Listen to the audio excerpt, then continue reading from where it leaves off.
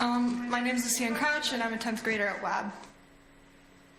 I think that most people can agree that the way we live in the future has to be more sustainable in some way. But what most people assume is that our future looks like this. Utilitarian, high maintenance, confined and uncomfortable, poorly designed living spaces. Sustainable living has gained somewhat of a bad name due to its perceived unattainability and often its extreme nature. Like many others, I thought that in the future, to do my part in preserving our planet, I would have to live like I was in a perpetual camping nightmare. Little did I know, this would be an opportunity to change my thinking and find my own way to solve this problem. Growing up, every summer, I was exposed to the gem of natural beauty and biodiversity that is the Pacific Northwest. With this area having one of the most impressive ranges of habitats and species found in the world, it is no wonder I developed a passion for biology. After experiencing the West Coast wildfires in 2020, and learning about climate change, this fascination matured into a curiosity for how we can preserve these areas and prevent climate catastrophes. However, after realizing that translating this passion into a career might not mean becoming one of the wildcrats, this passion started to fade. You see, another one of my sources of joy throughout my life has been anything and everything related to art and design. I have been drawing, creating characters, designing floor plans, and painting landscapes for as long as I can remember. Thinking about the future, art and design is an aspect of my life I want to keep intact. So, standing in a lab making concrete out of recycled glass, or desperately trying to convince the public to grow their own lettuce, definitely is not my ideal career path. This is why my latest obsession has been earthships, also known as cob houses. The concept of earthships is vague and extensive, but in short, they are houses made of recycled materials that include sustainable interior and exterior systems. One of these main concepts is water and being intentional about its use. The water can be harvested by collection or from a well, and once used in a house, it is then fed back into a greenhouse or a plot of land being used for sustainable agriculture. Speaking of sustainable farming, since earthships are a form of off-grid living, they are meant to be integrated into the environment they're built in. So naturally, the types of plants included are curated to work with the environment around them.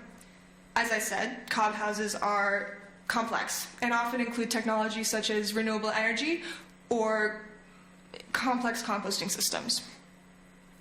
With their rich connection to 1970s interior design, earthships are a prime example of how art and effective sustainability can come together and create a phenomenon that lasts. The earthship was a large factor at play in the off-grid living craze in the 70s, and there are still projects using the same criteria for their designs right now. Some of the most famous examples of alternative architecture share traits with earthships. The nature of this style allows for a wealth of creativity to be manifested in anything from the layout to creative windows and motifs. Even if you're not an artistic person, who doesn't like customizing things? As you can probably tell, this has been a bit of a breakthrough for me. It doesn't mean I've decided to spend the rest of my life building clay houses, but it's given me some purpose in what feels like endless possibilities for what I could do in the future. It's encouraged me to find new opportunities inside of two things that make me happy. It has also given me a renewed perspective on how everyone can help develop the sustainability of our society, on how we can make progress in every facet of life. Personally, I believe that everyone has something that has the same effect, that can have the same effect for them. Everyone has a pre-existing passion or profession that can be connected with sustainability or climate action. Ayana Elizabeth Johnson performed a TED Talk similar to this called How to Find Joy in Climate Action. She outlines a process similar to Ikigai, the meaning reason for being. It is a Japanese concept where, to find your purpose in life, you must first find the intersection between what you're good at, what the world needs, what you love, and what you can be paid for.